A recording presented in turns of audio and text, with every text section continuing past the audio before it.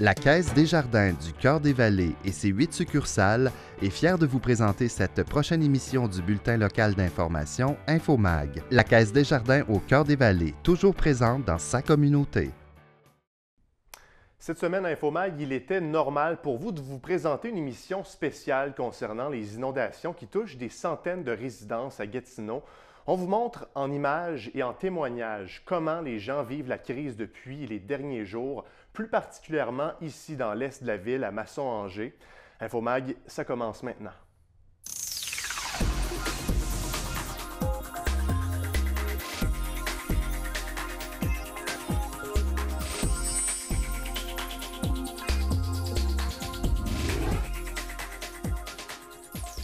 Bonjour à tous, mon nom est Mathieu Daou. Je vous souhaite la bienvenue à cette émission toute spéciale d'InfoMag. On le sait, Gatineau vit présentement des inondations sans pareil qui vont carrément passer à l'histoire dans la région. Le quartier Pointe-Gatineau, le secteur de la rue Urtubise, la rue du Ruisseau et le chemin du fer à cheval à Masson-Angers ont été gravement affectés par la crue printanière. Les chiffres parlent d'eux-mêmes. Environ 540 résidences ont été évacuées de façon préventive et volontaire. Plus de 95 000 sacs de sable ont été fabriqués par les bénévoles et des milliers de personnes ont été prises en charge par la Croix-Rouge, dont 140 au centre de service de Masson-Angers. Les experts affirment que le niveau d'eau le plus élevé a été atteint dans la plupart des endroits le long de la rivière des Outaouais. Nous entrons donc tranquillement dans une phase de rétablissement. C'est somme toute une bonne nouvelle. Ce que vous allez voir et entendre au cours des prochaines minutes, eh bien, ce sont des témoignages de bénévoles, de sinistrés et de politiciens également. L'équipe de TVC Basse-Lièvre vous a préparé un bilan de la situation pour le secteur de Masson-Angers.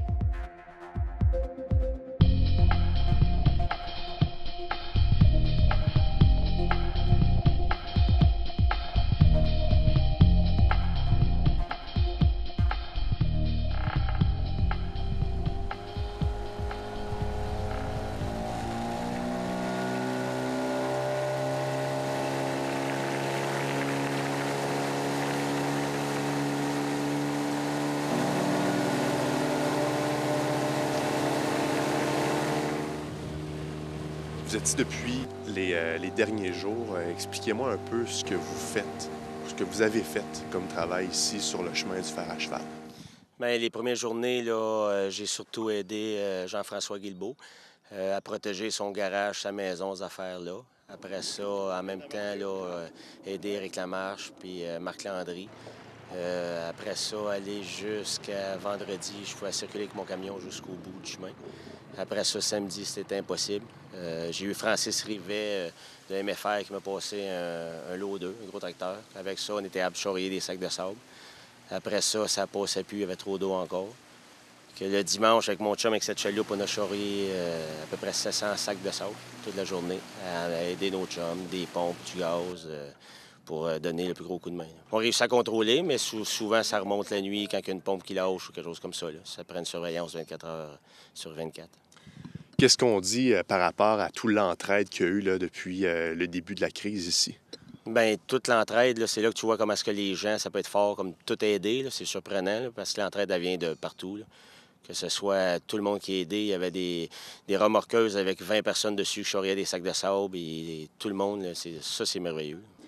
On est le mercredi 10 mai. Êtes-vous confiant pour la suite des choses qui s'en vient? Est-ce que la situation, selon vous, va se rétablir rapidement?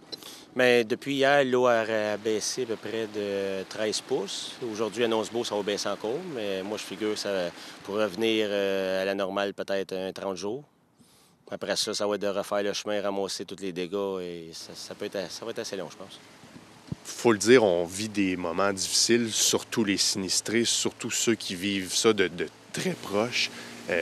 Vous avez parlé à des gens qui habitent le chemin du fer à cheval. Qu'est-ce que disent ces gens-là?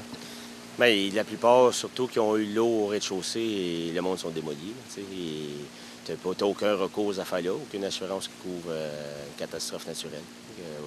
Ça va être de recommencer. Beaucoup de monde aussi, de personnes âgées qui habitent sur la rue. Ça va être très dur pour certaines personnes. D'après ce que vous avez pu observer, là, c'est beaucoup d'argent de dommages? Ça, c'est sûr. Ça, c'est beaucoup d'argent et il y a des maisons que ça va aller, j'imagine, de 25 000 à 150 000, 200 000. C'est des pertes totales. Il y a des maisons pertes totales, c'est sûr. Et en terminant, qu'est-ce que vous avez à dire sur l'aide de la ville, l'aide de l'armée, l'aide des secours, dans le fond? Bien, la ville, c'est sûr que la ville a tout le temps été là. Ça, c'est pour les sacs, pour tout, et c'était parfait.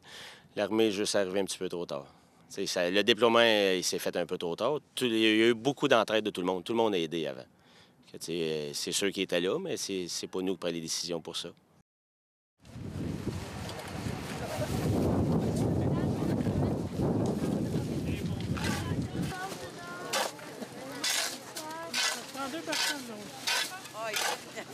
Monsieur Boudreau, vous habitez ici depuis combien de temps?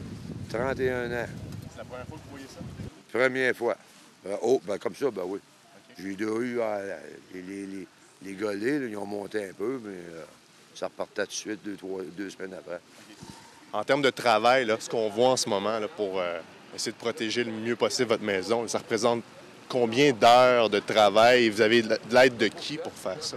J'ai eu l'aide des anges, des bénévoles. Des fois, tu regardes ça à la TV ailleurs, puis tu sais... Mais quand ça t'arrive, puis tu n'as jamais vécu une affaire comme ça, là, tu dis, puis tu vois le monde arriver, là, puis ça s'aide, puis ça... Ici, il a dû être à peu près à 5 générations, 60. Ça faisait la file jusqu'ici, là, ça faisait le tour. Hein? Et à ce temps-là, l'eau t'a pas rendu comme ça, là. Les camions pouvaient reculer, les backhoes avec les poches. Tain, ça a jamais arrêté, là. Je te dirais, là, dans à peu près 30 minutes, là, tout a fait. J'ai jamais vu ça. Après ça, bien, il allait aux autres sites, puis ça n'arrête pas, ça fournit, là, incroyable. En ce moment, le niveau de l'eau est stable, mais pour ce qui s'en vient, êtes-vous inquiet ou... Bien, inquiet. C'est sûr qu'on va tout le temps être inquiet. Hein? Et moi, quand même, Castor qui me disent ça va monter de 6 cm, 4 cm. Je laisse ça à lui, je regarde ça aller. Puis... On a jusqu'à des gens qui arrivent de Kingston, Belleville, en Ontario, passer un petit peu Toronto.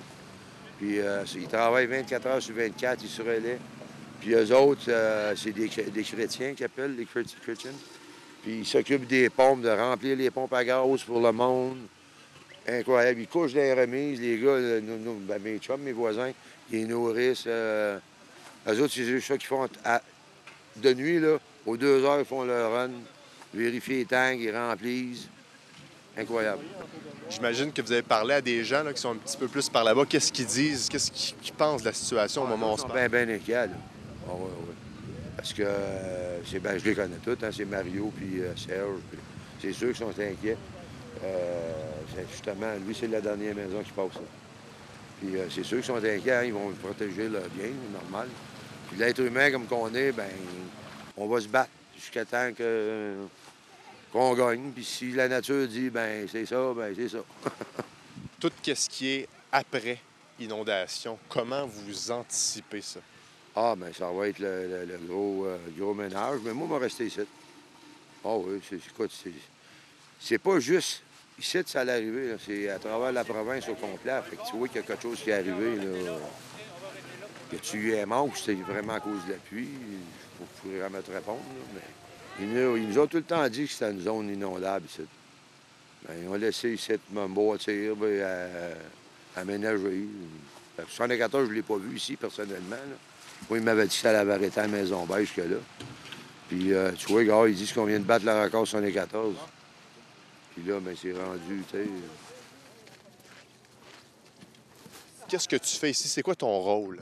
Moi, c'est coordonner tous les amis de Gatineau qui ont venu nous aider, les bénévoles de toute la ville de Gatineau et toute la région, pour faire des sacs de sable, puis coordonner comme tout ça comme il faut. Moi, j'étais coordonnateur, puis faire sûr tant qu'il n'y a personne qui se blesse.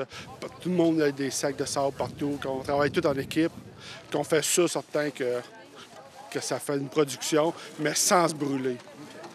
Vous êtes résident ici sur la rue du Ruisseau. Vous avez une maison près d'ici d'ailleurs. Est-ce que vous êtes inquiet de la situation au moment où on se parle?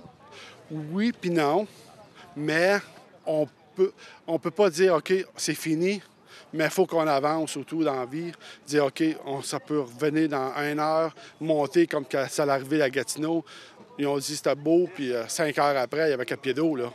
C'est comme, nous autres, on prend avantage de tout avant ça, puis pour garder nos résidents, dans le fond, là-bas, là, sec encore, puis on a une bonne équipe. Est-ce que l'eau a atteint les sous-sols, là? Ah, il y a juste une maison qui a un sous-sol, c'est la deuxième maison du coin. Mais le monsieur, on a bien barricadé ça, puis il y a des pompes partout, puis ça fonctionne très bien. En ce moment, la production de sacs de sable est comme suspendue un peu. Est-ce qu'on pourrait la reprendre éventuellement? Oui, mais comme j'ai dit, il faut qu'on reprenne avec... on va publier sur un site, puis aider au monde à revenir, parce qu'on ne peut pas avoir 450 personnes comme qu'on l'a eu aujourd'hui, qu'à tourner en rond dans la rue, ça arrive à une urgence, c'est comme, il faut que tout ça tasse, ça. Il faut qu'on garde une logique d'urgence, tout, là. Êtes-vous impressionné de voir à quel point les gens s'entraident ici dans le secteur? Non, c'est du bon peuple, puis c'est encourageant d'avoir du monde de même, que venir aider, puis je tire mon chapeau, puis je les remercie beaucoup, beaucoup à la communauté.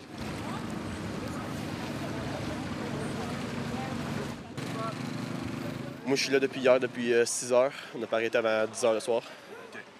Puis, on fait la chaîne, on met des sacs de sable. J'étais à faire à cheval, au ferry, de l'eau jusqu'à... Puis je me suis au 6 pieds, là. Puis tu peux pas y aller si t'as pas de bateau. C'est quoi la situation que tu as pu observer au fer à cheval? Le monde sort d'urgence, état d'urgence. Les maisons sont en train de tomber. Les fondations finies. Monsieur Meunier, là, je vois présentement derrière vous, il y a une grande butte de sable où vous faisiez des sacs pour aider les gens. Et là, présentement, la production de ces sacs-là est arrêtée. Pouvez-vous me dire un peu ce qui se passe ici depuis ce matin? Quand matin, qu'est-ce qu'on a fait? Ils ont rempli des sables, puis moi, je suis venu avec la machine pour aider le monde à aller mettre des poches de sable avec le backhoe parce qu'il y avait beaucoup d'eau. Puis ça me fait plaisir de le faire parce que c'est dans notre patin, nous autres. Puis même, j'aurais été déplacé un matin à Gatineau, mais il n'y avait pas de besoin. Puis je m'étais envenu ici. Et puis vous demeurez à l'Ange Gardien et vous êtes venu jusqu'ici pour prêter main forte. Qu'est-ce qui vous a dit « je dois aller aider » ? Bien, honnêtement, c'est ma fille puis mon garçon. Hier, ils m'ont dit « Garde, le monde font tellement pitié. Tu devrais aller avec la machine pour leur donner un coup de main. » Puis un matin, bien, je m'étais levé puis j'ai dit « Garde, on s'en va là le matin. » Puis, M. Meunier, justement, la machine qui est derrière vous, ça, c'est à vous personnellement. Oui, c'est à moi, oui. Alors, vous avez amené tout ça ici, puis vous êtes dit, aujourd'hui, je donne un coup de main aux gens. Aujourd'hui, on aide au monde parce qu'ils en ont besoin, parce que ça faisait loin, puis il y a beaucoup d'eau à certaines places qui ne peuvent pas aller avec tes camions. Ça fait qu'avec la machine, on peut y aller. Puis, quelle est la réaction un petit peu des gens ici du quartier qui vous ont vu arriver avec votre machine pour aider? Bien, c'est formidable parce que là, le monde est pas mal parti parce que c'est arrêté pour le moment parce qu'il n'y avait plus de poche. Mais le monde sont plaisants, puis il y a beaucoup de manger, il y a tout, tu peux avoir tout ce que tu veux ici, là. Le monde sont bien généreux, puis il y a beaucoup d'entraide.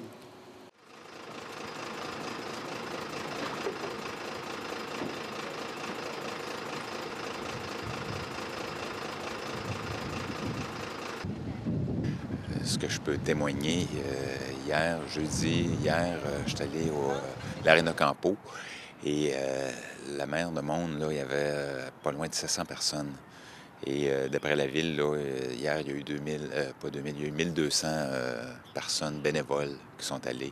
Moi, là, à l'Arena Campo, là, en 25 minutes, on remplissait là, les sacs de sable là, tellement que là, ils prenaient une pause de à peu près une demi-heure pour juste réorganiser là, les crêtes de sable.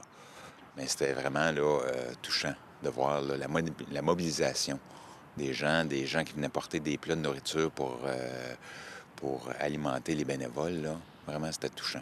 Des gens du secteur de Buckingham, de votre district, en avez-vous vu beaucoup sur le terrain, autant à Masson que du côté de Gatineau?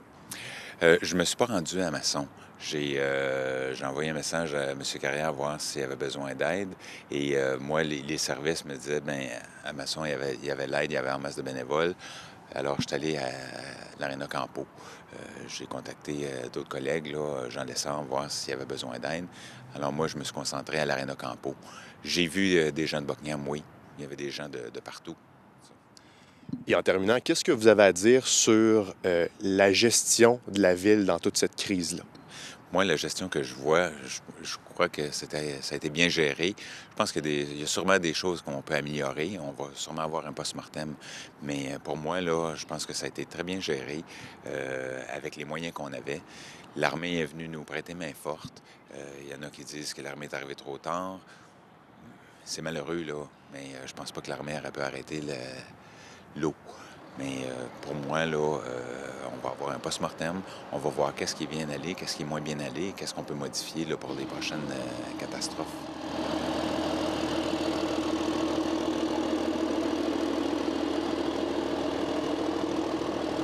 Monsieur le maire, avez-vous l'impression que la ville est en contrôle de la situation depuis le début de la crise? Oui, puis non seulement c'est ce qu'on pense, mais c'est ce que l'armée nous a dit, puis ce que la sécurité civile nous a dit. Il y a des villes qui n'avaient pas de plan d'urgence comme nous. Nous, on en avait un, on a un centre de contrôle. On est vraiment, depuis le début, là, ce qu'on peut faire est fait. C'est clair. Vous en avez parlé à plusieurs reprises dans les médias. Je pense que c'est important de le préciser. C'est quoi un état d'urgence, monsieur le maire, et pourquoi vous ne l'avez pas décrété?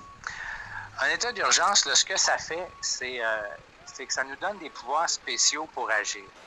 Il y a des villes, par exemple, qui ont besoin de faire ça pour que le maire puisse dépenser des sommes sans appel d'offres, directement. Moi, j'ai fait ça, j'en ai même fait un verbal. Parce que c'est dans la charte de la ville, on a le droit de faire ça. Ça pourrait aussi nous être utile pour qu'on force les gens à évacuer. Puis ça, on ne veut pas les forcer à évacuer. Moi, je veux que les gens puissent défendre leur maison jusqu'à la dernière minute. Ça fait qu'on ne veut pas faire ça. Fait qu'il y a pas... Puis ça ne nous donnerait pas une ressource de plus, l'état d'urgence. Fait que moi, faire quelque chose qui ne me donne rien, je le fais pas. Est-ce qu'il y a eu des décisions qui ont été prises un peu trop tard, selon vous? Bien, il va falloir qu'on fasse le bilan après la crise. Est-ce que le MTQ, parce que dans ce cas-là, c'est pas la ville, est-ce que le MTQ aurait pu protéger l'autoroute 50 avant? Je ne sais pas.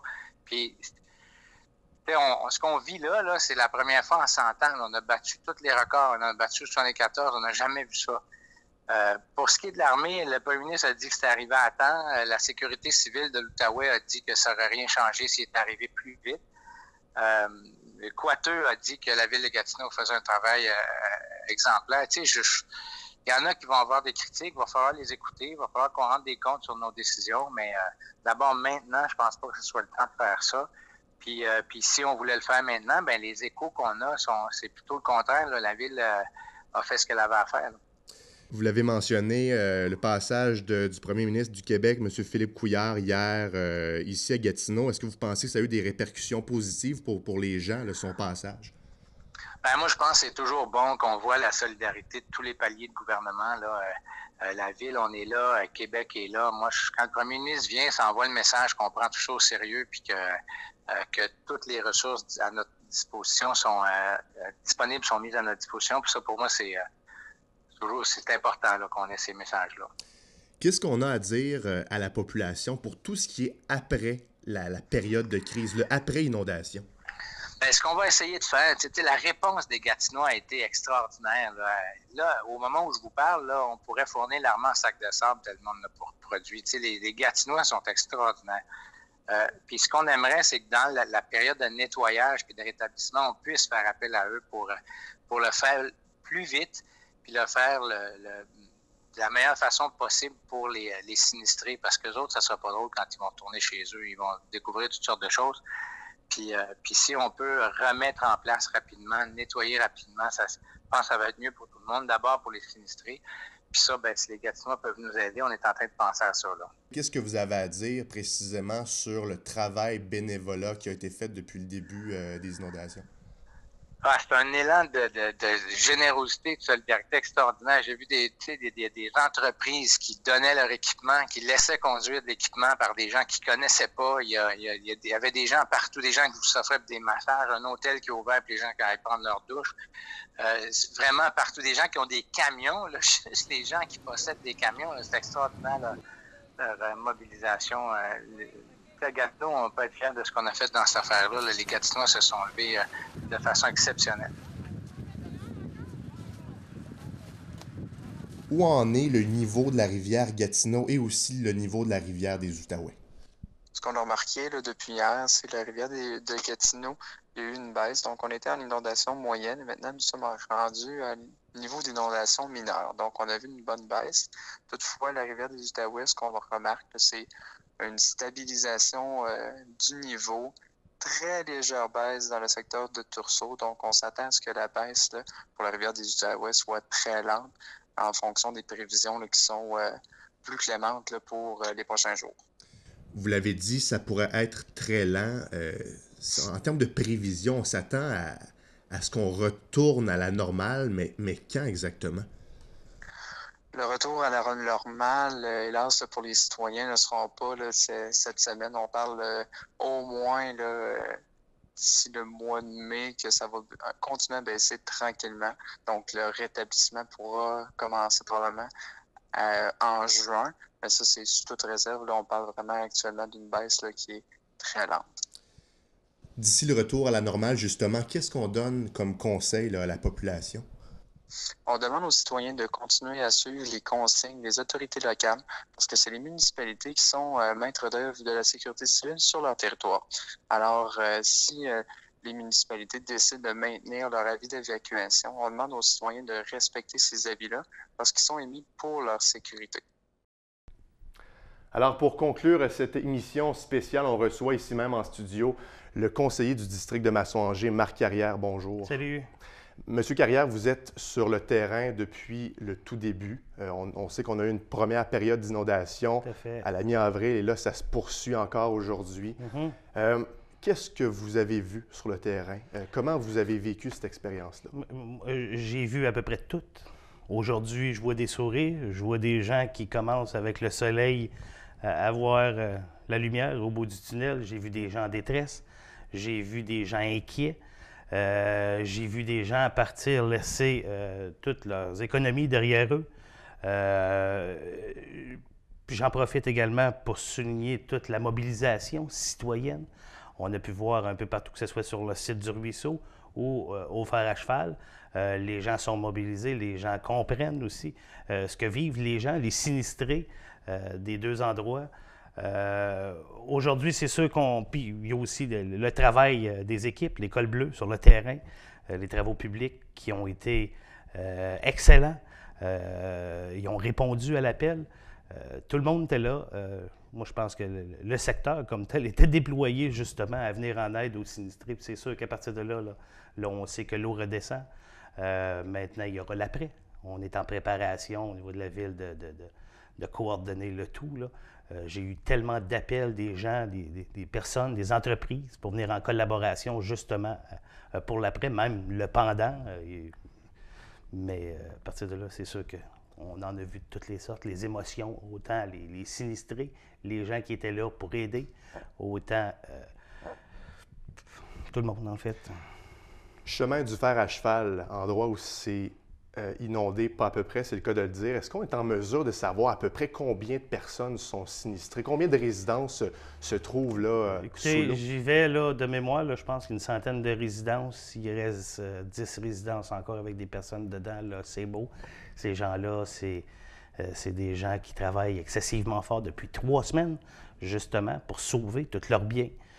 Puis s'assurer aussi qu'il n'y ait pas de pillage, qu'il n'y ait pas de vol. En même temps, ils surveillent les résidences autour. Mais peut-être 10 % qui reste de personnes là. C'est ce que je peux vous dire. Là. À Masson-Angers, rue du Ruisseau, vous le mentionnez, c'est aussi critique. Environ 400 bénévoles se sont déplacés depuis samedi dernier pour faire des sacs de sable. Qu'est-ce qu'on dit sur tout le travail bénévole qui a été fait au cours des derniers jours? Sans ces gens-là, je ne sais pas où est-ce que les sinistrés aujourd'hui ou les gens qui ont été affectés pourraient être. On ne sera jamais capable de déterminer, mais c'est une belle solidarité, puis c'est une belle communauté. On comprend maintenant que les Gatinois ont le cœur à la bonne place, puis on l'a vu, là.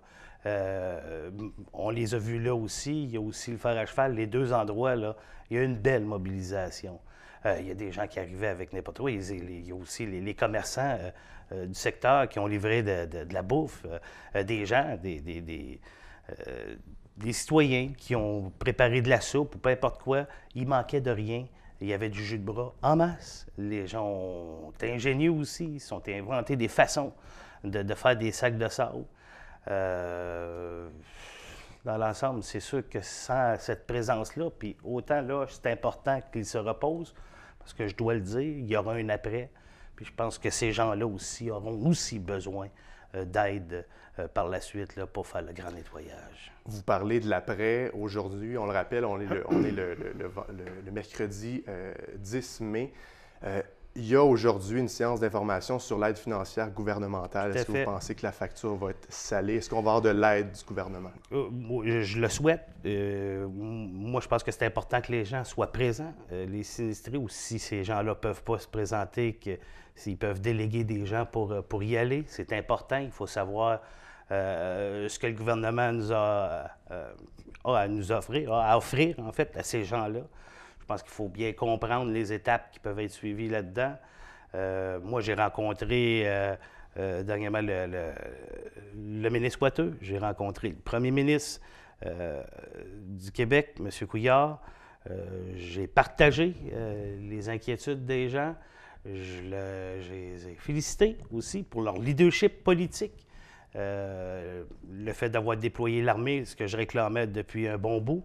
Moi, je pense qu'on avait besoin d'aide. Nos ressources, à mon sens, étaient à pleine capacité.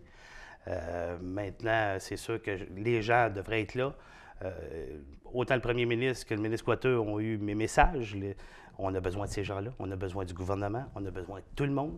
Je pense que tout le monde doit mettre la main à la pâte rendue là, même dans l'après. Il reste quelques secondes. M. Carrière, je vous laisse dire votre message à la population pour ce qui est de la suite des choses.